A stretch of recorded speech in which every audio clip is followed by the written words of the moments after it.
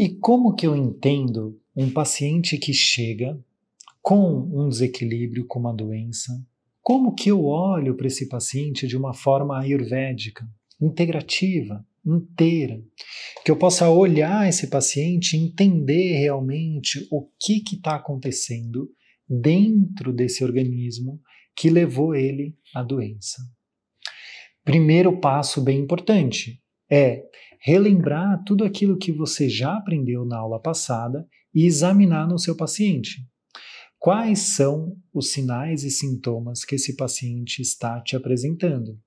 Então ele tem, vou fazer uma mini provinha agora aqui para você. Ele tem constipação, distensão abdominal, secura na pele e está muito disperso. A mente muito agitada, muito ansioso, sono leve, acorda durante a noite. O que eu estou tendo aqui? Um caso de agravação de vata. O vata ele já acumulou, já agravou e já está espalhando nesse paciente, podendo se manifestar, inclusive, em tecidos mais profundos.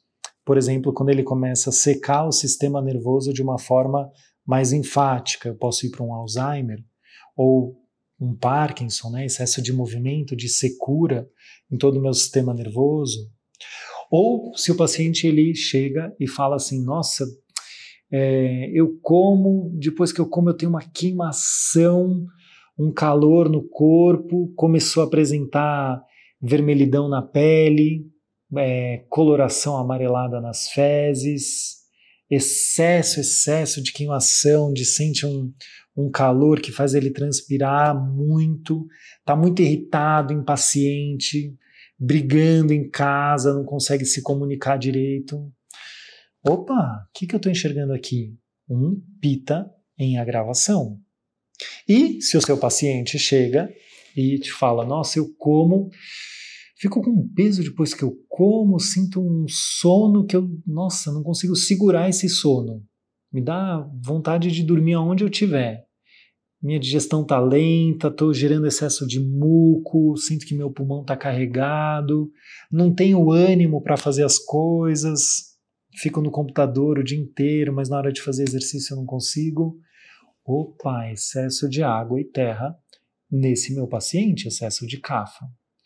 Agora, se você já entendeu isso, maravilhoso, maravilhoso. Essa é a base para o nosso diagnóstico, para entender o raciocínio clínico. Só que, se você realmente quer ser um profissional que enxerga o seu paciente de uma forma humana, verdadeira, o que a gente precisa fazer? Colocar esse paciente, entender qual que é o contexto real dele, o que realmente está agravando, o que realmente está desequilibrando, levando para esse desequilíbrio dos doshas. Eu estou falando isso porque muitas vezes eu vejo profissionais que têm um conhecimento maravilhoso, realmente maravilhoso, sabem de fisiologia, de bioquímica e tudo mais, só que esquece de olhar para a real vida do nosso paciente. Então, qual é o contexto dessa pessoa? Da onde ele vem? Qual é o trabalho dele? Qual que é a rotina diária dessa pessoa? Qual que é o poder aquisitivo financeiro desse meu paciente? Porque eu posso montar um raciocínio clínico incrível, entender toda a fisiopatologia e dar um composto indiano maravilhoso que você encomenda da Índia, é em dólar, custa assim uma coisa como $150, né? Vai ter que tomar isso todos os meses. Concorda que se eu não entender que esse paciente não tem essa capacidade aquisitiva financeira, o meu raciocínio clínico ele foi por água abaixo. Ele não vai conseguir seguir o meu tratamento. Da mesma forma que se eu desenhar um tratamento incrível, uma rotina diária, que vocês vão aprender a montar na próxima aula, uma rotina diária maravilhosa, com vários afazeres, coisas que podem, que não podem, e eu não observar se esse paciente tem a capacidade mental de seguir uma disciplina, o meu tratamento pode ir por água abaixo. Por quê? Porque eu vou montar um tratamento incrível e ele vai seguir 2 dias e depois vai falar, sabe o quê? A Ayurveda é muito difícil. eu acho que a Ayurveda não é para mim, eu não estou pronto ainda para a Ayurveda. Eu acho que eu ainda preciso virar vegetariano antes, preciso aprender a meditar. Na minha opinião e na minha prática clínica, isso não é um erro do paciente. Isso é um erro do profissional, que não soube olhar, realmente observar qual é a capacidade do paciente de seguir um tratamento e adequar o tratamento à capacidade que esse paciente tem. Dar o que ele consegue fazer. Isso tem um nome no Ayurveda muito bonito que se chama Satmya. Satmya é a adaptabilidade mental, emocional do paciente às coisas, ao meio externo. Quanto que ele consegue se adaptar? Se eu pegar um paciente e der um tratamento muito forte que ele não se adapta, eu perdi esse paciente. Eu perdi uma oportunidade de gerar cura de verdade.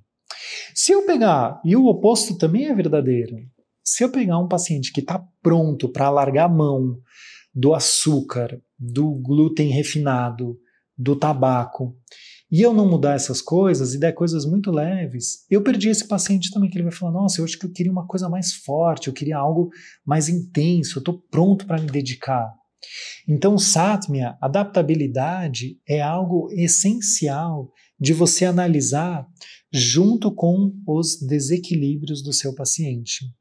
Ou seja, vou montar o passo a passo para você. Primeiro, essa pessoa chega e você vê aonde que ela está em desequilíbrio. Qual é o dosha? Qual é o estágio? Está nos primeiros estágios ou está num estágio mais avançado?